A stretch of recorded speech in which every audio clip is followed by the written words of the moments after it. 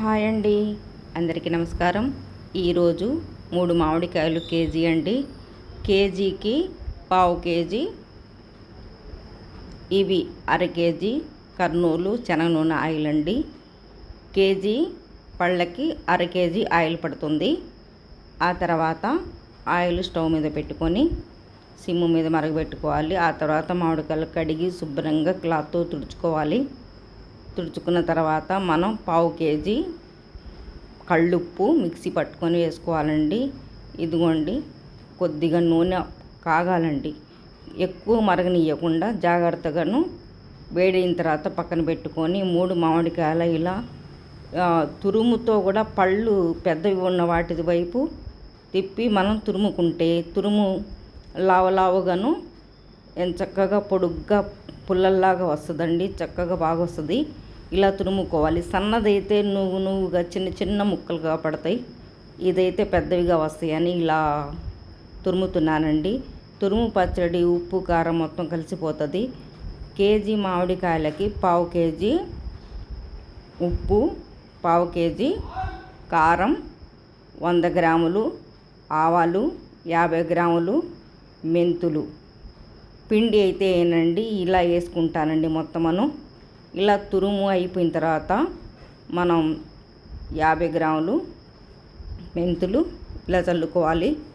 100 గ్రాములు ఆవాలు, పావు కేజీ మిక్సీ పట్టుకున్న ఉప్పు, పావు కేజీ కారం ఇలా మొత్తం కలియబెట్టుకున్న తర్వాత ఆయిల్ చల్లారిన తర్వాత మనం పచ్చడిలో కలుపుకుంటే అండి పచ్చడి చాలా రోజు నిల్వ ఉంటుంది.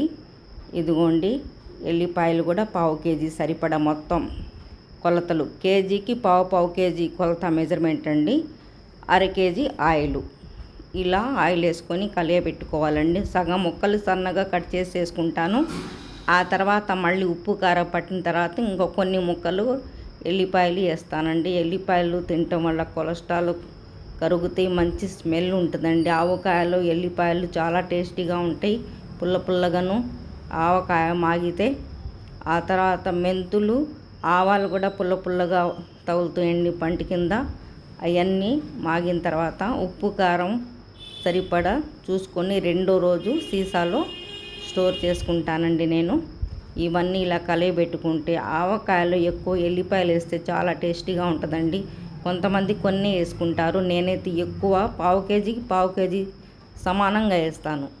కేజీ మామిడికాయ ముక్కలకైనా సరే, తురుము పచ్చడికైనా సరే. ఇదిగోండి, అర కేజీ ఆయిల్ పడుతుంది. మెంతిపిండి ఆవపిండి అయితే నేను వేయనండి. తురుము పచ్చళ్ళు అయితే ఇలా వేస్తా, ముక్కల పచ్చళ్ళు అయితే పిండి వేస్తాను. ఇలా పెట్టుకోవటం నాకు ఇష్టం. ఇలా గాజు సీసాలో స్టోర్ చేసుకొని పెట్టుకుంటే మనం ఏ రోజు మనం స్టోర్ చేసుకుంటామో అదే రోజు సంవత్సరం పొడుగుతా అలాగే ఏ రోజైతే పెట్టామో అలాగే ఉంటుందండి. అదే టేస్ట్ ఉంటుంది. మనకు కావాలన్నప్పుడు విడిగా వేరే గిన్నెలో తీసుకొని మనం వాడేసుకుంటే చాలా టేస్టీగా ఉంటుందండి. ఆవకాయ పచ్చడి, తురుము పచ్చడి చాలా బాగుంటుంది, అన్నంలో కలిసిపోతుంది. ఇది ఒక ఐటెంలా పెడతాను, తర్వాత ముక్కల్లో ఇంకోలా పెడతాను. అలా మన ఇష్టం, ఎవరు నచ్చింది వాళ్ళు. ఇదైతే ఈరోజు పెట్టానండి. ఇదైతే నా వీడియో ఇది.